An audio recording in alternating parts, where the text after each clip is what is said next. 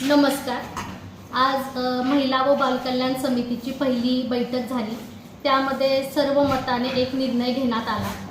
सगळ्यात पहिल्यांदा महाराष्ट्रात पहिल्यांदाच म्हणजे सातारा जिल्हा परिषदेमध्ये आर्टिफिशियल इंटेलिजन्स म्हणजे जी कृत्रिम बुद्धिमत्ता या विषयावरती म्हणजे AI वरती प्रशिक्षण देणे आपल्या सातारा जिल्ह्यातील महिला व मुलींना ही एक आजच्या काळाची गरज ओळखून याचे प्रशिक्षण आपल्या सातारा जिल्हा परिषदेमार्फत सर्वांना देण्यात येणार आहे।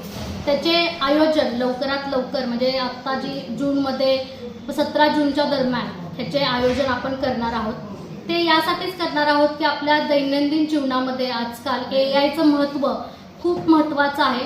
तेच आपल्या ग्रामीण भागातील ज्या महिला आणि तरुण मुली ज्या आहेत त्यांना कळणं, त्याचबरोबर आपल्या ग्रामीण भागातील ज्या महिला आहेत ज्या शेती करतात त्यांना त्यातून आपले खते अवजारे याची माहिती कळणं, त्याचबरोबर आत्ता ज्या आपल्या महिला आहेत ज्या छोटा मोठा उद्योग करतात त्याचं मार्केटिंग म्हणजे डिजिटल मार्केटिंग AI मार्फत करता येतं हे त्यांना सांगणं आणि त्याचा वापर त्यांनी करून त्यांचं उत्पन्न वाढवणं हे आपलं सगळ्यात महत्त्वाचं उद्दिष्ट आहे। त्याचबरोबर आत्ता जे टॅक्सेशन आणि अकाउंटिंगचं जे महत्त्व वाढलेलं आहे ते आपल्या ग्रामीण महिलांनी लवकरात लवकर त्याचा वापर करणं आणि त्याचा छोटे मोठे उद्योग आहेत जसं पॅन कार्ड, आधार कार्ड याचे जे उद्योग आहेत त्याचा स्वतःसाठी उपयोग करून आपला उद्योग कसा वाढवता येईल याच्यासाठी त्याचा वापर करणं। त्याचबरोबर आजकाल सायबर क्राईम नावाची गोष्ट खूप वाढत आहे।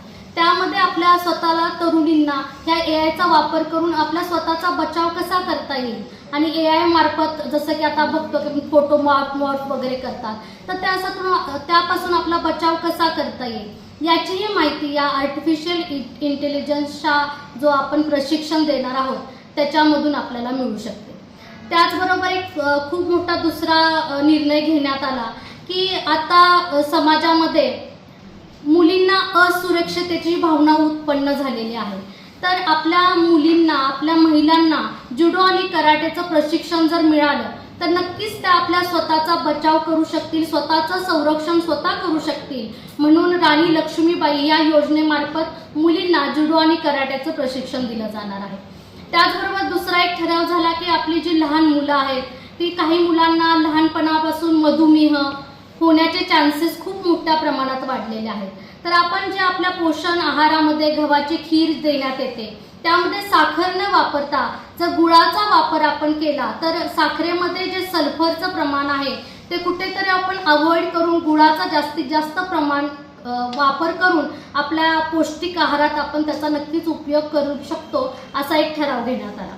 त्याच्याचबरोबर आपण याच्या आधी एकदा सांगितलेलं आहे की आपण सगळ्या अंगणवाडी स्मार्ट करणार आहोत। आता आपण स्मार्ट अंगणवाड्यांबरोबर AI अंगणवाडी बनवणार आहोत। AI अंगणवाडी म्हणजे डिजिटल अंगणवाडी, त्यामध्ये जे आहेत ते सगळं स्मार्ट TV मार्फत आपल्या मुलांना अंगणवाडीतील मुलांना प्रशिक्षण देणे, त्याच्याबरोबर तिथे ज्या कविता आहेत, गाणी आहेत, वेगवेगळी खेळणी आहेत, स्मार्ट किट जे आहेत ते वेगवेगळ्या पद्धतीनं त्यांना देऊ शकतो। त्याचाच बरोबर त्याचा सर्वांगीण विकास AIच्या माध्यमातून मुलांचा कसा करता येईल याचा आपण नक्कीच बघणार आहोत।